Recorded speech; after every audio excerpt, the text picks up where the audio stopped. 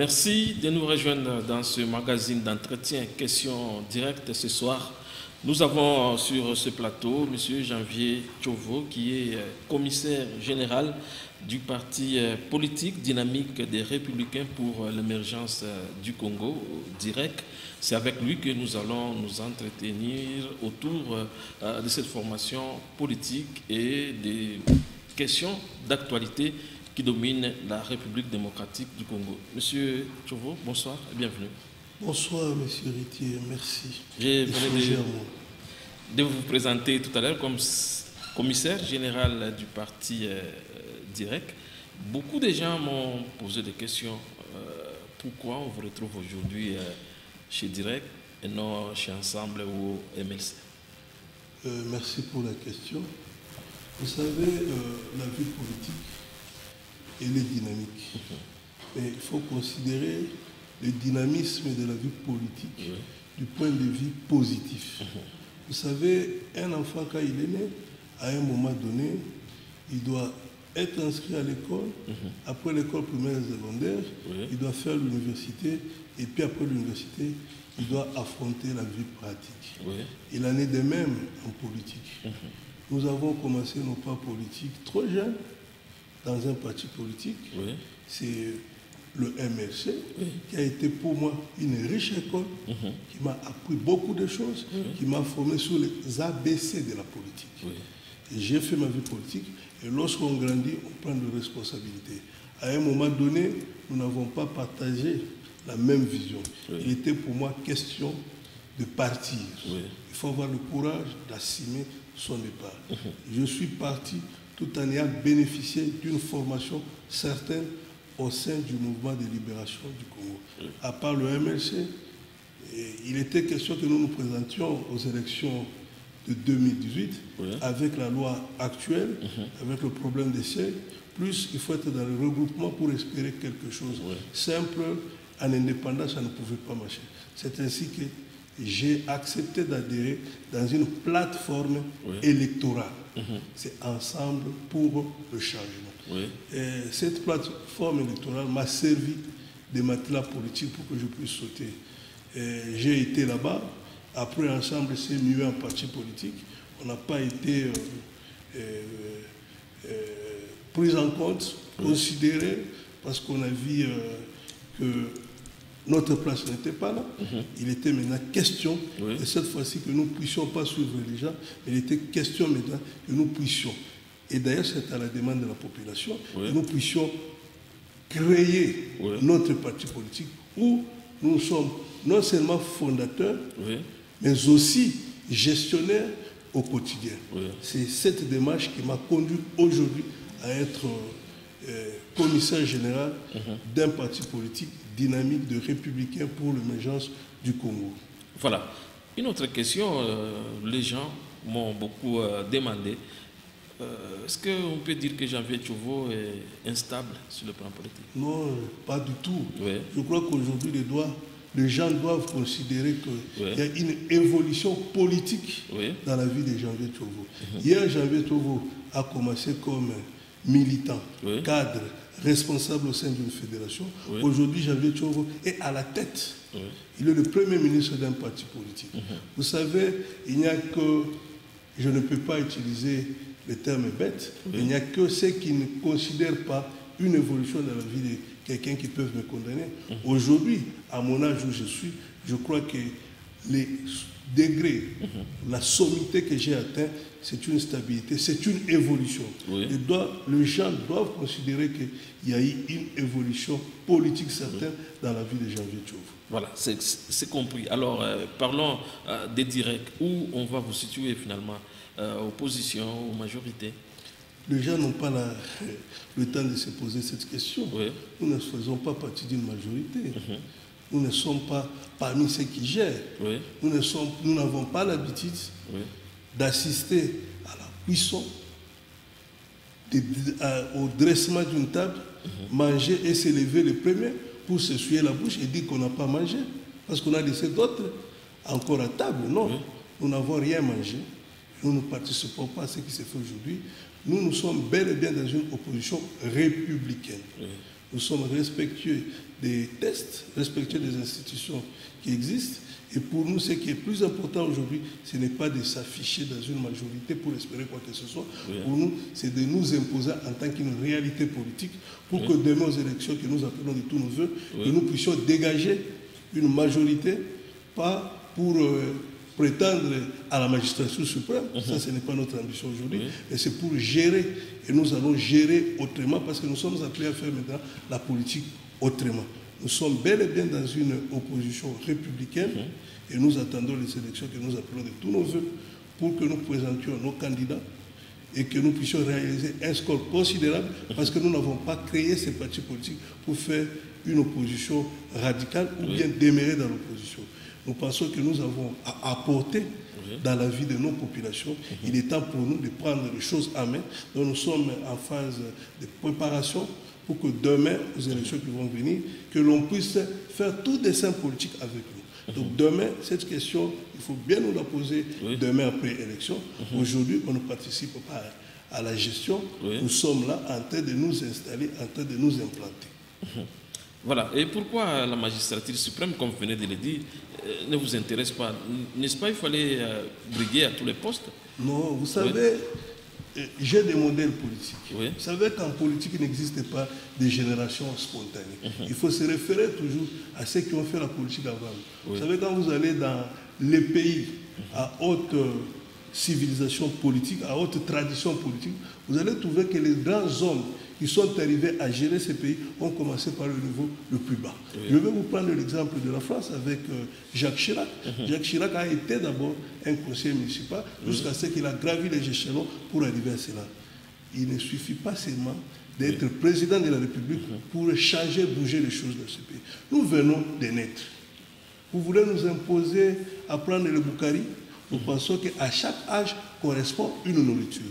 Ce n'est pas parce que nous avons horreur de la magistrature suprême, parce que quand nous voyons ceux qui prétendent être présidentiables aujourd'hui, nous disons qu'il n'y a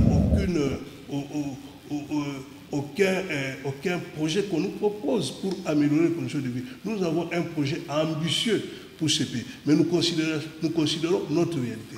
Nous sommes en train de nous implanter. Nous attendons à l'issue des résultats de 2024 pour voir évaluer notre ancrage politique sur le plan national. Et c'est à ce moment-là que l'on doit prétendre, parce que nous vous disons d'emblée qu'en 2028, Direct va présenter un candidat président de la République. Ça, c'est certain. Aujourd'hui, ce n'est pas la question à l'ordre, mais nous pensons qu'avec le résultat que nous allons faire, l'évaluation qui sera faite, nous allons maintenant prétendre en 2028 à la magistrature suprême. Vous savez, aujourd'hui, c'est une liberté d'expression. C'est un droit reconnu à tout le monde. Vous êtes chez vous, dans votre parcelle, vous n'avez aucun Congolais derrière vous. Vous n'avez pas la capacité de présenter 300 candidats. Parce que pour qu'une liste électorale au niveau législatif national soit déclarée recevable, il faut présenter au moins 60% des sièges à concourir. Vous n'avez pas cette capacité. Vous voulez être président de la République. Vous allez gérer le pays comment? Non, nous pensons qu'un bon président doit avoir une forte administration, une bonne politique pour prétendre cela. Et nous pensons que dans les jours à venir, lorsque nous aurons déjà à nous imposer, parce que nous sommes en train de faire un pas de géant, et nous pensons qu'en 2028, ce sera le moment pour nous pour présenter un candidat président de la République. Alors, parce que vous avez décidé de créer ou de fonder un parti politique, qu'est-ce que vous allez apporter de nouveau par rapport à tous les partis politiques qui existent déjà en République démocratique du Congo? Nous allons sortir de l'ordinaire.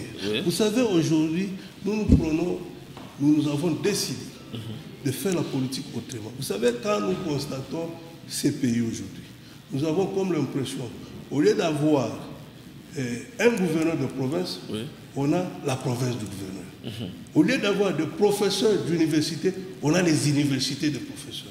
Au lieu d'avoir un taximan d'un taxi, on a les taxis des taximens. Vous comprenez cette façon de faire les choses? Chez nous, ça ne va pas exister. Nous voulons remettre les normes qui président une société donnée. Nous voulons faire la politique autrement. Faire la politique autrement, ce n'est pas seulement dans les déclarations. Beaucoup l'ont déclaré. Mais lorsqu'ils arrivent, ils font du chemin qui existe. Ils font de la répétition. Ils font de la même chose. Mais nous pensons que nous allons mettre au centre l'homme congolais. L'homme congolais, pour le mettre au centre, il faut le connaître. Il faut vivre avec lui. Il ne faut pas décréter des solutions, des fausses solutions aux vrais problèmes de notre population. C'est pour ça d'ailleurs, nous voulons d'abord commencer par les législatives, parce que nous serons face à cette population, pour écouter la population, pour enregistrer, codifier le problème de notre population, pour maintenant en sortir des vraies solutions. Nous allons redéfinir les politiques publiques. Il ne faut pas seulement faire des déclarations. Non, mais dites en substance, c'est quoi? Nous allons prendre le secteur de la circulation. Nous allons l'analyser de fond en comble. Pour maintenant connaître, en connaissant, en enregistrant les difficultés, nous allons proposer des solutions. Nous allons, dans le plan économique, nous allons passer au crible tous les secteurs de notre vie en complicité avec notre peuple pour en donner de vraies solutions. Et donc, cette politique des dominateurs doit prendre fin. Nous allons intégrer la dimension humaine. Nous allons faire des choses pour que la volonté, tout se passe par une volonté politique, mais seule la volonté politique ne suffit pas. Mais il faut aussi avoir une intelligence politique. Nous avons cette intelligence politique pour analyser, connaître les problèmes de notre population et en donner des solutions. Voilà ce qui nous différencie de l'existant. Et cette façon de faire les choses, ce n'est pas pour nous le moment d'étaler notre projet ou programme parce qu'on va nous plager, mais nous allons parler avec notre population et que cette population nous fasse confiance et nous connaissons ce problème et nous allons trouver des solutions ensemble. C'est pour ça d'ailleurs notre devise nous dit prenons-nous en charge. Nous sommes dans cette logique-là de musée. Il faut connaître le problème de la population. Il faut que cette population se prenne en charge. Se prendre en charge, ce n'est pas imposer des sacrifices à notre population, parce que pour nous, le changement ne doit pas commencer par la base, le changement doit commencer par les soumis. Il ne faut pas qu'on crée des rois télé au niveau du parti, au niveau des institutions, dont nous pensons qu'il faut faire la politique avec la population. Parce que la politique en soi, la politique n'est autre que service. Donc nous serons les véritables serviteurs de notre population. D'accord, c'est compris. Alors pour évoluer, lors de la présentation de votre parti politique ici à Lubumbashi, vous avez souhaité à ce que Direct puisse avoir le Katanga comme bastion. Pourquoi? C'est naturel. C'est naturel. Lorsque vous regardez, je ne dis pas que nous sommes un parti à caractère provincial. Nous sommes un parti à caractère national. Et d'ailleurs, pendant que je venais de m'entretenir avec les gens qui sont à Bongandanga. Peut-être pour certains, c'est la première fois d'entendre ce territoire, à Bongandanga. Nous sommes réellement partout. Mais seulement, les réalités politiques, depuis 60 à nos jours, chaque parti politique a son bastion naturel. Lorsque vous allez à l'Est, vous allez trouver que l'UNC est là. Quoique suivi par l'AFDC, mais c'est le bastion naturel de l'UNC. Lorsque je vais au nord, dans le Quatuor, je sens que mon ancien parti, le mouvement de libération du Congo, est là. Et lorsque je fais les centres, je sens que l'UDPS est là. On n'exclut pas aux autres partis d'être partout, mais chaque parti a son bastion naturel. Aujourd'hui, ce n'est pas un secret. Après la mort de Baba Kyungwa Koumanza, paix à son âme. Mais aujourd'hui, il n'y a aucun parti politique ici qui se réclame ou qui prétend ou qui montre qu'il a la maîtrise du Katanga. C'est vrai, nous avons des partis fourre-tout, mais il faut que le peuple du Katanga, quand je parle du peuple du Katanga, je parle de tous les habitants du Katanga, que le peuple du Katanga ait aussi leur parti politique pour lesquels ils sont prêts à se sacrifier. Nous venons, nous proposons comme la relève, comme pas le remplaçant parce qu'on ne sait pas le remplacer, même comme ceux qui vont continuer, pérenniser de manière positive le combat de Baba Kimoko. Le Katanga a besoin d'un parti politique qui défendra réellement les intérêts de ce peuple. Parce que les autres partis politiques n'arrivent pas à le faire.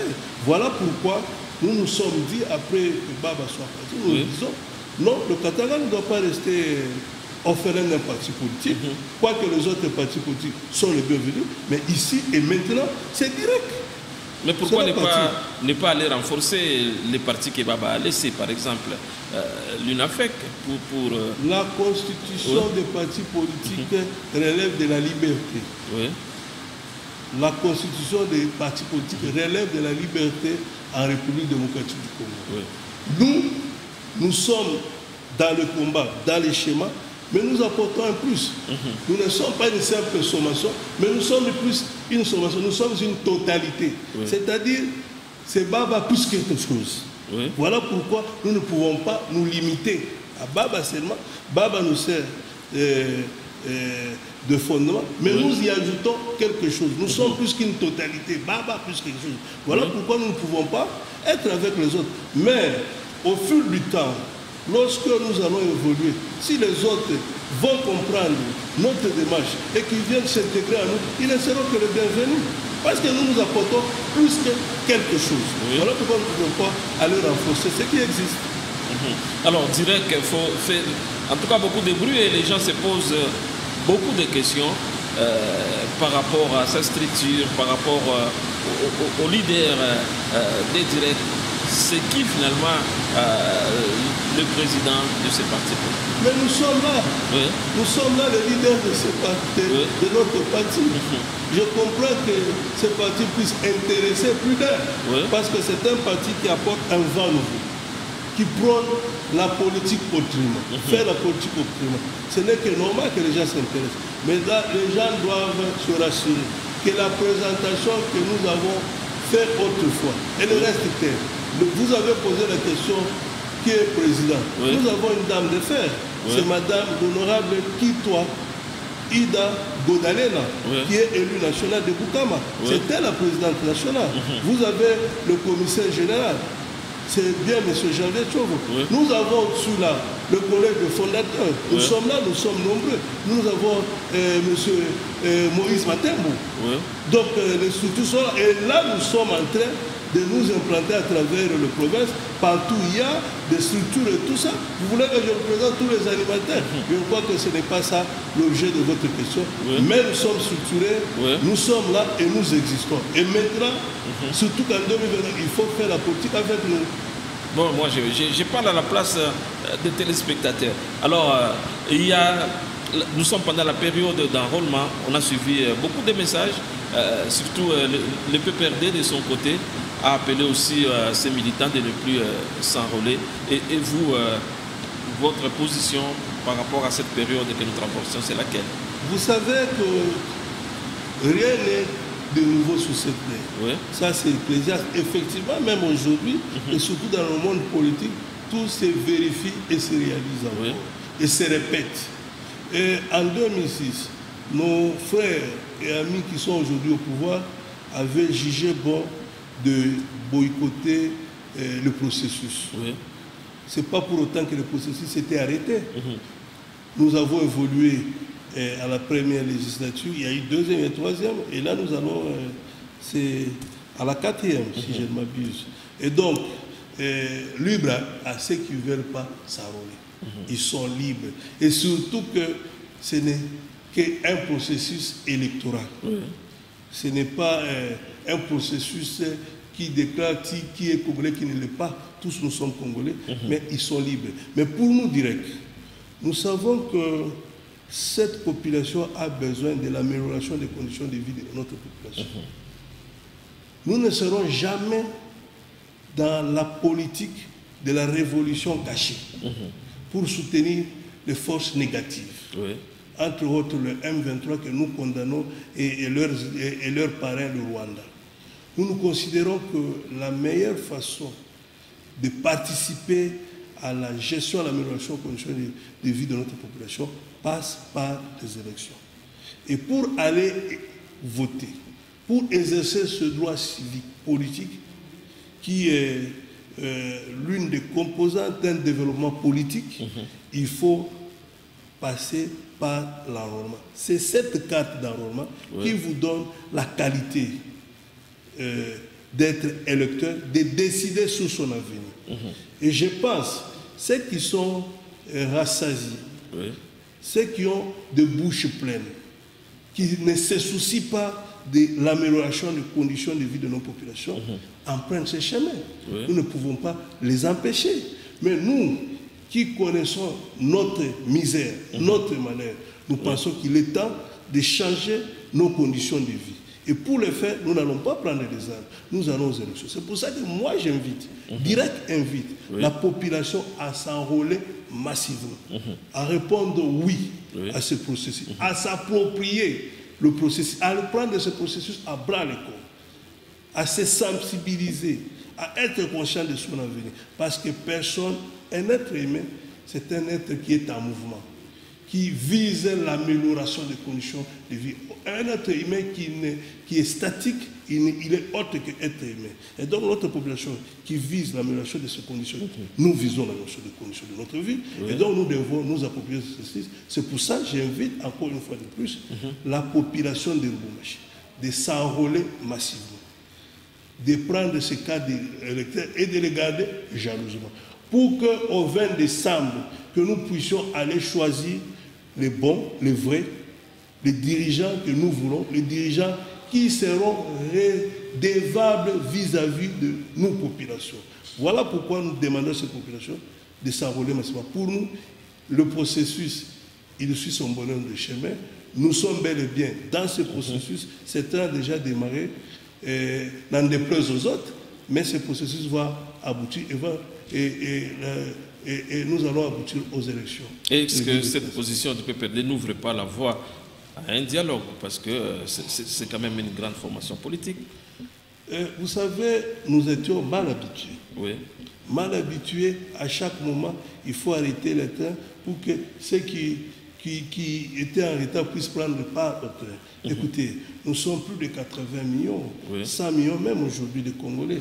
Est-ce que tous les 100 millions de Congolais doivent toujours figurer parmi les responsables des institutions, doivent être toujours dans les institutions? Non, il faut considérer que, comme le dit dans le langage vulgaire, le punet tourne. Oui. Vous avez été là, aujourd'hui c'est les autres. Et donc, les voies de dialogue là, nous ne sommes pas partants. Oui. Si le gouvernement peut faire d'aménagement en son sein, ça ce n'est pas notre problème, parce que nous ne sommes pas partants. Mais nous voulons qu'on aille aux élections. On doit faire la politique autrement. On ne doit pas à tout moment ouvrir des portes pour faire des consensus et des conciliabures. Nous pensons que c'est temps que nous fassions ce processus démocratique, un processus respectable des normes. Il n'est pas pour nous question d'ouvrir les portes pour faire un dialogue. Ceux qui refusent de s'enrôler, ils sont libres, on ne doit pas les traquer, on doit les laisser libres. Ils ont choisi leur voie, mais il ne faut pas toujours nous arrêter pour nous demander. Nous sommes à quelques mois des élections. Pourquoi on a peur des élections? Si on croit qu'on est en symbiose avec cette population. Il ne reste que peut-être 10 mois si je ne m'abuse. Donc autant aller aux élections. Les autres questions, nous allons régler. Nous sommes entre nous, nous allons les régler après les élections. Qu'on aille aux élections et qu'on nous organise les bonnes élections, des élections crédibles, transparentes, inclusives, pour que demain, nous puissions décider sur l'avenir de notre pays. Alors, une dernière question, avant de prendre votre conclusion. Il m'a été également demandé de vous poser cette question directe. Est-ce que Direct est là pour débaucher dans les autres partis politiques? Nous ne sommes pas un parti débauché. Oui. Et puis, il n'existe pas de Congolais d'un parti politique. Oui. Les Congolais, ce sont des êtres libres. Hier, ils étaient là. Oui. Si le projet, les dire et les faire ne s'accommodent pas, oui, ils sont libres à choisir Direct aujourd'hui, oui, à prendre le train de Direct. Moi, hier, là où j'étais, à un moment donné, j'ai décidé, considérant certains faits, j'ai décidé de participer à la création des directs. Et donc, aujourd'hui, ceux qui veulent venir, ils sont les bienvenus. Et nos portes sont comme les portes de mon église, Saint-Père et Paul ici. Les portes de l'église, elles sont toujours ouvertes. Parce qu'elles veulent accueillir les gens qui veulent rencontrer Christ. Et personne n'a rencontré Christ et il est resté le même. C'est-à-dire que personne n'adhérera à direct et constatera que sa vie n'évolue pas. Parce qu'une fois au pouvoir, nous avons l'intelligence politique pour gérer ce pays autrement au profit de notre population. Nous ne sommes pas là pour déboucher, mais les adhésions chez nous sont libres. Voilà pourquoi lorsque vous allez à Kamalondo, à côté de la billetterie de Mazembe, vous allez trouver nos portes, elles sont toujours ouvertes. Et je salue l'acceptation, l'accueil que la population de Lubumbashi, du Grand Katanga, a offert à notre parti politique.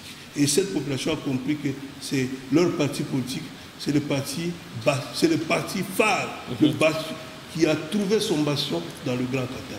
Alors, M. Tchovo, merci d'avoir répondu à notre invitation. Mesdames et messieurs, c'est par ici que s'arrête votre magazine Questions Directes. Merci de nous avoir regardés et nous vous retrouverons les dimanches prochains pour...